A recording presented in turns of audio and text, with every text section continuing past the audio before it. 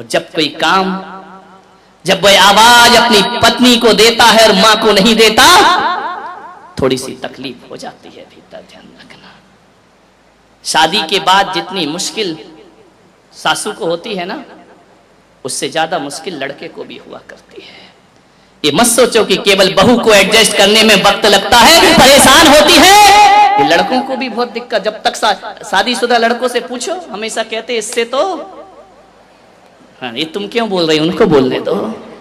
ध्यान रखिए क्या स्थिति बनती है उस लड़के की, क्या करे, उसकी भी जिम्मेदारी होती है थोड़ी पत्नी के प्रति।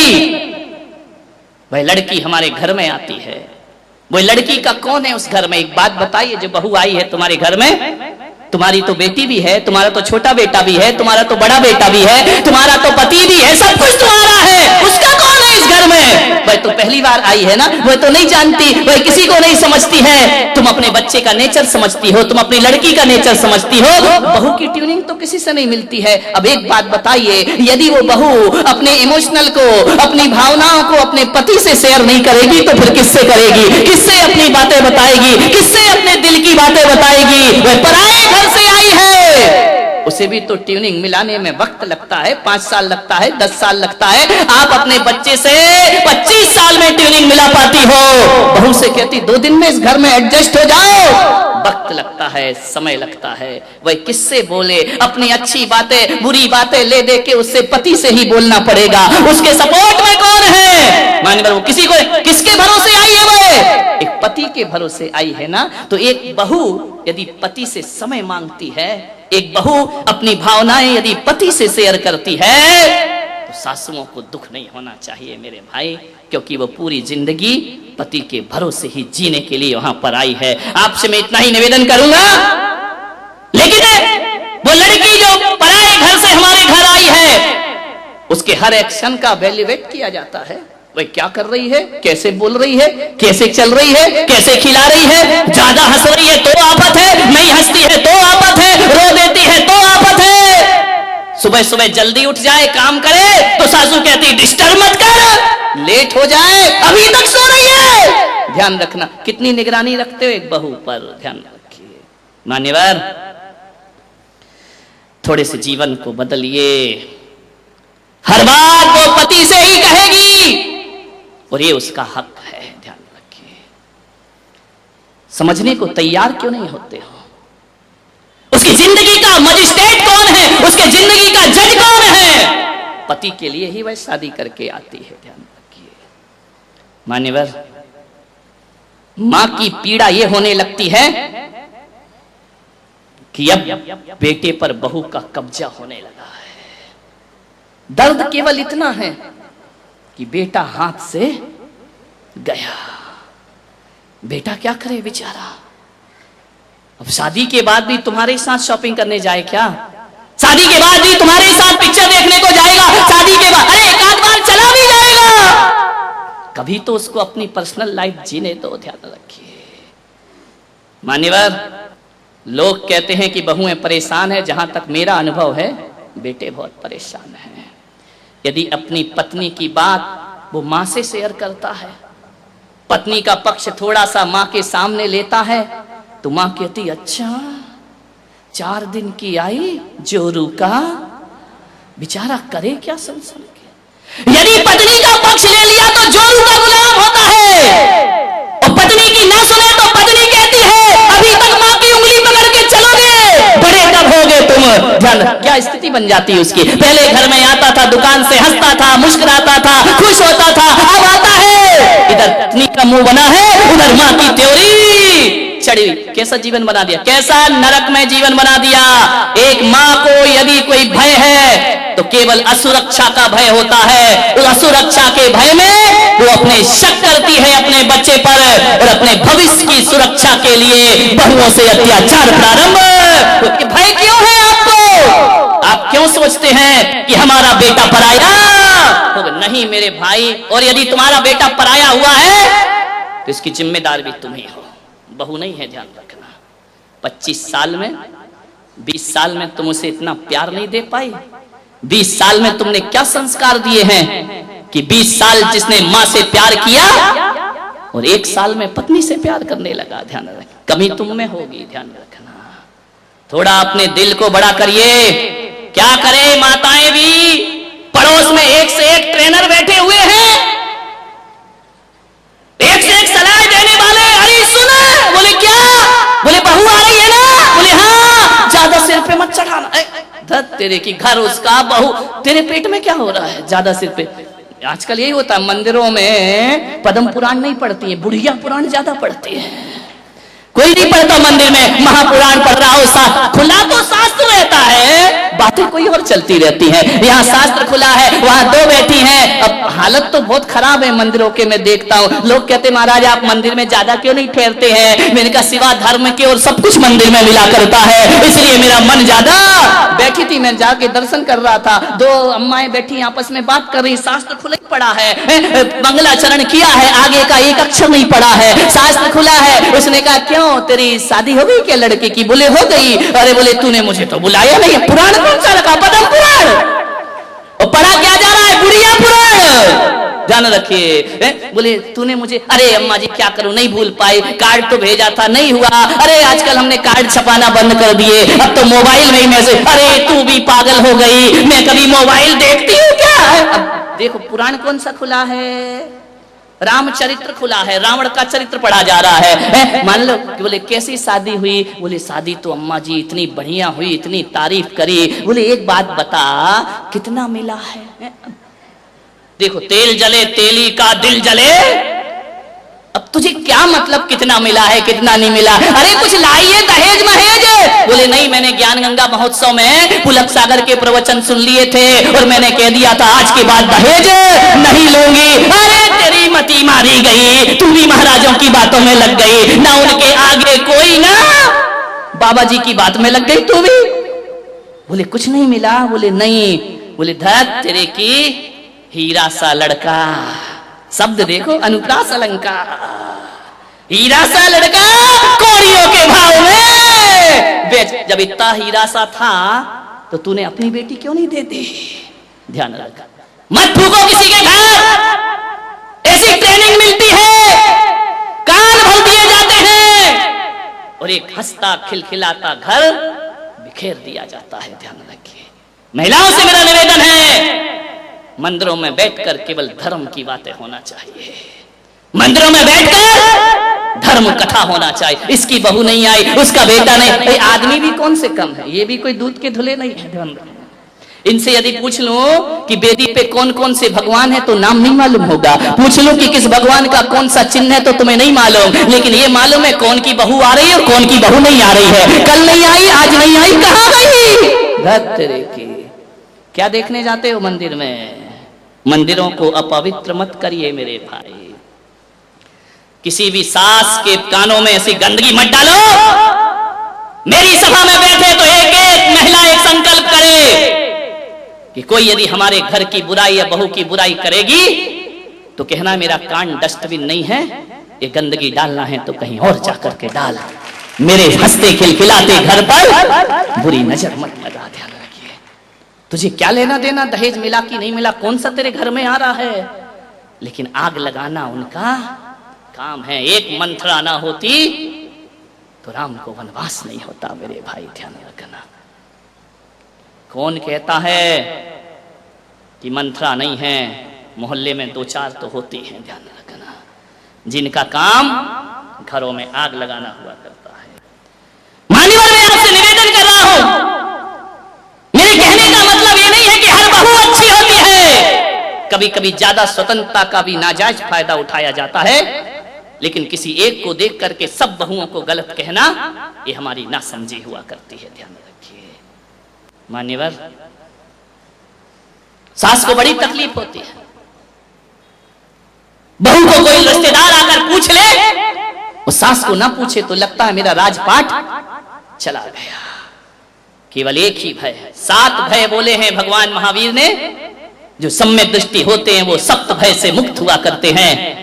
और आज हमारे बुजुर्गों को, हमारे बड़े लोगों को ना धन का भय है, ना यह लोक का भय है, ना परलोक का भय है।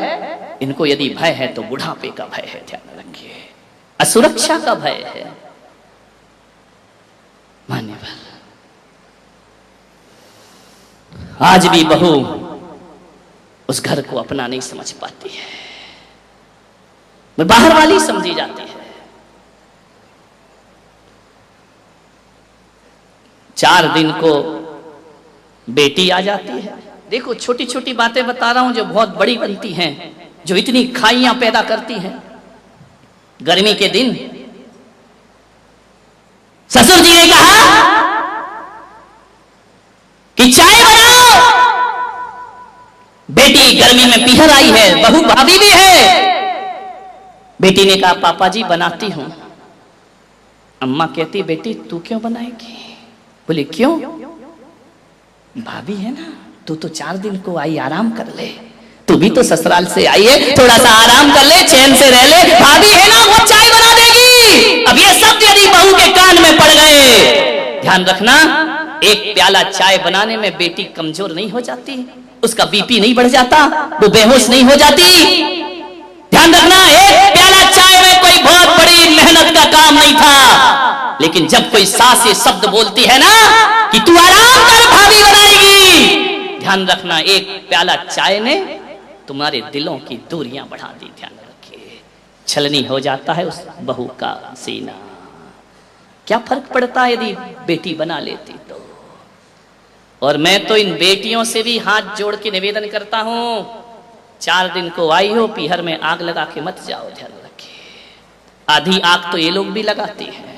आ गई क्या रक्षाबंधन पे, मिठाई खाओगी और आग उगल के जाओगी। ध्यान रखना, इतनी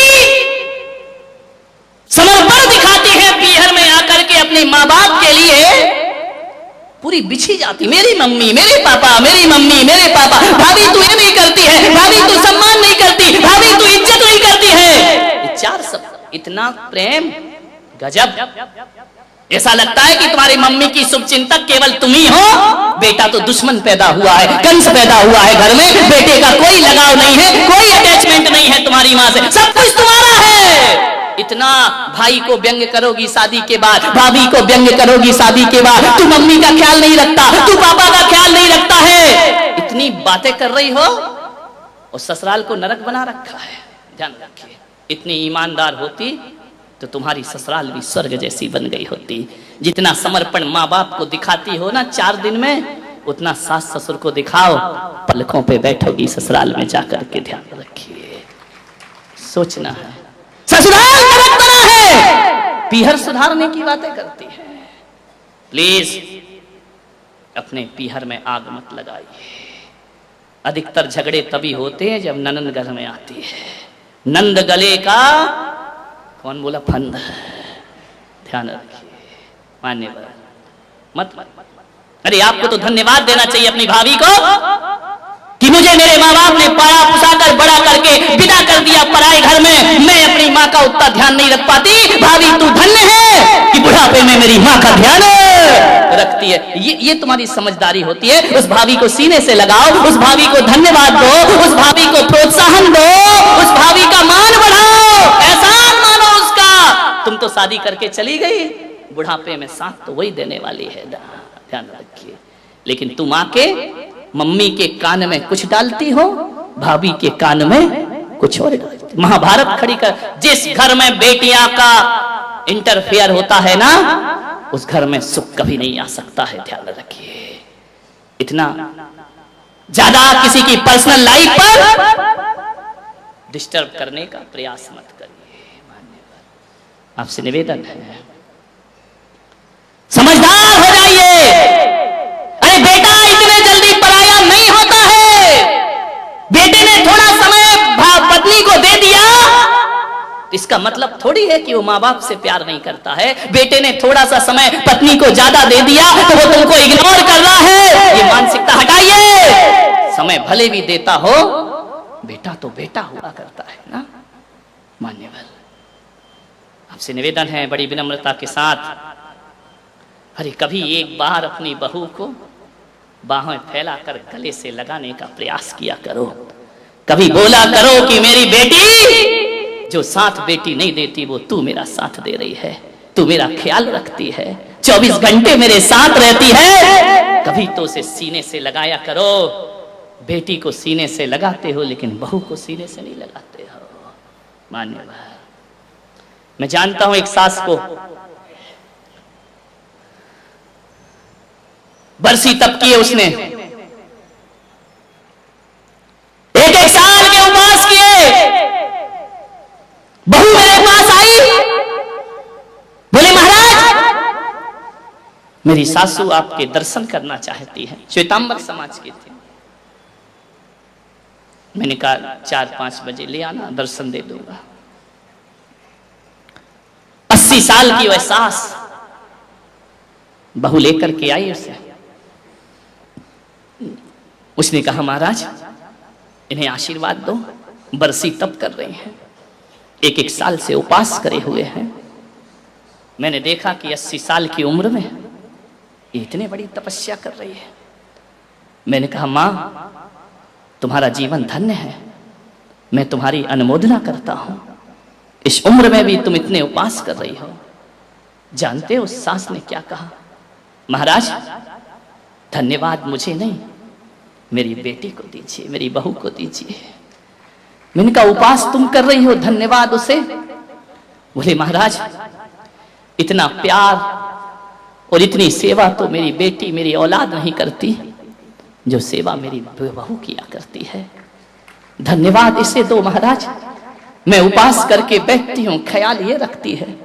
मैंने कहा कि महाराज के दर्शन करना है, इसने सब काम छोड़ करके मुझे आपके चरणों में लाई है। बेटी से कहती हूं तो जवाब दे देती है, बहू ने नहीं दी। बहू ने नजरें झुकाई। महाराज ये अम्मा जी हैं, ये तो बोलती हैं, ये मेरी मां से भी बढ़कर मुझे प्यार किया करती हैं। सास ने कहा कि नहीं महाराज आप इसे आशीर्वाद दो। और मैं तो ये कहती हूं मेरी तपस्या का पुण्य भी मेरी बहू को लगना चाहिए। मैंने कहा इतना प्रभावित क्यों हो बहू से? बोले महाराज ये बहू नहीं है, देवी है इस घर की। एक सास के मुंह से ऐसे शब्द निकले, सोचो बहू का जीवन धन्य हो जाया करता है, उसके जीवन में सुख शांति का भंडार हो जाया करता है। सास ने कहा कि महाराज मैंने संकल्प लिया कि बरसी तप का उपवास करूंगी, और जब से मैंने 1 साल से व्रत कर रही हूं, ये बहू पीहर नहीं गई, नहीं जाती। वो पीहर से खबर आती है, भाई लेने आता है, पिताजी लेने आते हैं। मैं कहती हूं बेटा चली जा पीहर, माँ बाप से मिल ले। वो कहती मम्मी आज आपका उपवास है, मैं कैसे जा सकती हूँ? और जब दूसरे दिन पारणा करती हूं ना, तो कहती है जहां मेरी मां पारणा कर रही है उसे छोड़ करके पीहर कैसे चली जाओ? ये जाती नहीं है, 1 साल से पीहर नहीं गई है, केवल इसलिए कि मैं बरसी तप करती हूं। महाराज असली तप मेरा नहीं, असली तप तो इस बहू का हुआ करता है, ध्यान रखिए। मैं आपसे पूछना चाहता हूं, क्या तुम्हारी बहू ने अपने साल भर में 2 साल में जब से घर आई है एक भी काम अच्छा नहीं किया है? किया होगा ना, कुछ तो अच्छा करती होगी ना, कि कुछ अच्छा नहीं करती है? उसने जिम्मेदारी ली है। जब बच्चा जवान हो जाता है उसकी जिम्मेदारी तो बहू उठाती है ना, उससे तो तुम्हें बचाती है ना। समय पे उसे नाश्ता देती है, खाना देती है, उसका ख्याल रखती है, उसके कपड़ों का ख्याल रखती है। इतना बोझ तो तुम्हारा हल्का किया है ना उसने। एक गलती कर दे 1000 बातें सुनती है। कभी अच्छा करे तो पीठ थपथपाया करो सासुओं, तुम्हारी भर को स्वर्ग बनने में ज्यादा टाइम नहीं लगे। अरे बोल दिया करो मेरी बेटी तू कितना ख्याल रखती है इस घर का। मान्यवर हमारी जुबान कितनी लड़खड़ाती है बहू की प्रशंसा करने में, कितनी कंजूस हो जाया करती है। अरे इसको थोड़ा सा सांत्वना दो, प्रोत्साहन दो, बहू को आगे बढ़ाओ। हाँ यदि कोई बहू एक गलती करे तो 10 गालियां पड़ती हैं उसको, कभी अच्छा काम करे तो धन्यवाद नहीं देती हो। कभी पानी मंगाया कि बेटा 1 गिलास पानी लेकर आ, और बहू ने ला करके दे दिया तो बोला करो बेटा धन्यवाद, ध्यान रखिए तूने मुझे पानी पिलाया है। मान्यवर बहुत बदल गई है दुनिया। बहू को देख करके माताएं अपने बेटों पर शक करने लगती हैं कि हमारा बेटा हमारे हाथ में नहीं है। प्लीज ऐसा वातावरण घर का मत बनाइए। मान्यवर,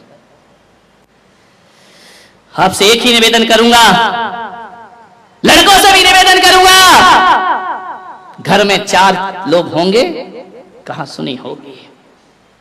तुम्हारी बहुत बड़ी तपस्या है घर को स्वर्ग बनाने में। तुम्हें मां की बातें भी सुनना है और पत्नी की बातें भी सुनना है। एक आदमी को मैं जानता हूं, टिफिन लेकर के अस्पताल जा रहा था। रास्ते में एक दोस्त मिला, उसने कहा कहां जा रहा है? बोले टिफिन लेकर अस्पताल जा रहा हूं। मालूम है, उस दोस्त ने कहा क्यों, क्या हुआ? बोले मेरी पत्नी सीरियस है, अस्पताल में एडमिट है, रोज खाना लेकर मुझे जाना पड़ता है। बोले यार तू क्यों जाता है खाना लेकर? बोले क्यों, जब वो स्वस्थ थी तो रोज मुझे खाना देती थी, आज अस्वस्थ है तो मेरा भी फर्ज है कि उसे ले जा करके खाना देना चाहिए। कब तक बीमार है? बोले उसकी याददाश्त चली गई है। उस दोस्त ने कहा पागल है क्या, जब वो तुझे पहचानती नहीं है, जब उसकी याददाश्त ही चली गई है तो तू टिफिन लेकर क्यों जाता है? किराए का टिफिन भेज दिया कर, वो कौन सा तुझे पहचानती है, कौन सा तुझे जानती है? ऐसे दोस्त मिलेंगे भड़काने वाले, घरों को तोड़ने वाले। जानते उस लड़के ने क्या कहा? तू सही कह रहा है कि उसकी याददाश्त नहीं है, लेकिन एक बात बता दे मेरे दोस्त, याददाश्त उसकी खोई है, याददाश्त मेरी तो नहीं खोई है ना, मेरी तो मेमोरी है ना, मेरी तो याददाश्त है ना। उसने खोई उसकी मजबूरी है, लेकिन मेरी याददाश्त तो मजबूत है, मेरी मेमोरी तो लॉस नहीं हुई है ना। तो बोले क्या मतलब? बोले मेरी मेमोरी नहीं जा सकती है, क्योंकि जब मैं एक दिन ऑफिस में बैठा था और जब उसे फोन गया कि तेरे पति की तबीयत खराब है, उसने आओ देखा रहता हो, उसने स्कूटी उठाई और मेरे लिए भोजन लेकर के भागी, लेकिन रास्ते में दुर्घटना घट गई, उसका एक्सीडेंट हो गया। वो आई तो मेरे लिए थी ना, टिफिन लेकर तो मेरे लिए आई थी ना, एक्सीडेंट हो गया, उसकी मेमोरी चली गई। अरे जब पत्नी मेरे लिए टिफिन लेकर के भाग सकती है तो एक पति का भी फर्ज है कि उसके लिए वह भोजन लेकर के जाए। उसने आज जो हालत हुई है वह मेरी वजह से हुई है, उसकी याददाश्त में उसने मुझे भुला दिया हो, लेकिन मैं मरते दम तक अपने बीवी के इस काम को नहीं भुला सकता हूं। ध्यान रखिए मान्यवर, फर्ज है आपका। दिन भर पिसती है वह भी घर के काम करती है, वह भी तनाव टेंशन, क्यों बहुत बड़ी कोई सयानी लड़की तो आती नहीं, 15 साल 20 साल 25 साल 30 साल की बेटी, उसके भी अपने ख्वाहिश हैं, उसके भी अपने अरमान हैं, उसके भी अपना कोई जीवन है, उसकी भी अपनी आकांक्षाएं हैं। सुबह से उठती है, सारे काम करती है। नारी तेरा जीवन क्या है? ऐसी जिंदगी हो जाती इस नारी की, अबला तेरी यही कहानी, आंचल में है दूध और आंखों में पानी। अबला तेरी क्या करे वो, माँ की नहीं सुने सास की तो वो चिल्लाती है, पति की नहीं सुने तो पति चिल्लाता है, ससुर को समय पे ना दे तो वो चिल्लाता है, और तो और बच्चों का टिफिन ना लगाए तो बच्चे चिल्लाते हैं। ध्यान रखिए, यदि जॉब करती है तो ऑफिस में लेट हो जाए तो बॉस चिल्लाता है।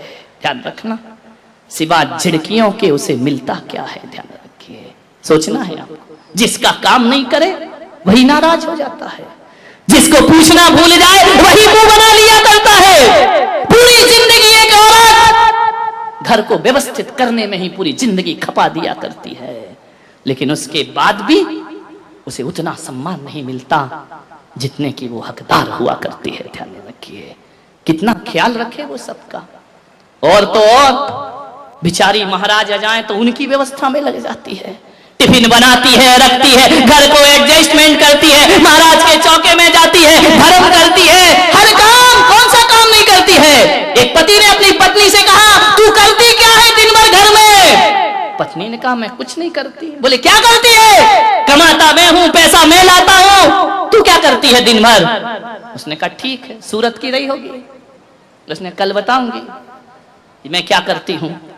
ऑफिस से लौटा पति, बिस्तर वैसे ही पड़े हैं, खाने के बर्तन वैसे ही पड़े हैं, झाड़ू वैसे ही पड़ी है, कचरा वैसे ही पड़ा है, कपड़े धुले ही नहीं है। पति आया, ये क्या बना दिया मेरे घर को नरक, ये सब सामान यहां वहां पड़ा है। उसने कहा आपने कहा था ना मैं क्या करती हूं, अब पता पड़ा कि मैं क्या करती हूं, ध्यान रखना। सोचना है आपको, जिस दिन पत्नी पीहर चली जाए ना अकल ठिकाने लग जाएगी तुम्हारी, ध्यान रखना। 8 बजे सो के उठोगे, दूध वाला घंटी बजाएगा, मूड खराब हो जाएगा। दूध गर्म करने गैस पे रखोगे, ब्रश करने जाओगे, दूध उफन जाएगा। रोटी बनाने बैठोगे, चंदा मामा बनाओगे, भारत का नक्शा बन जाएगा।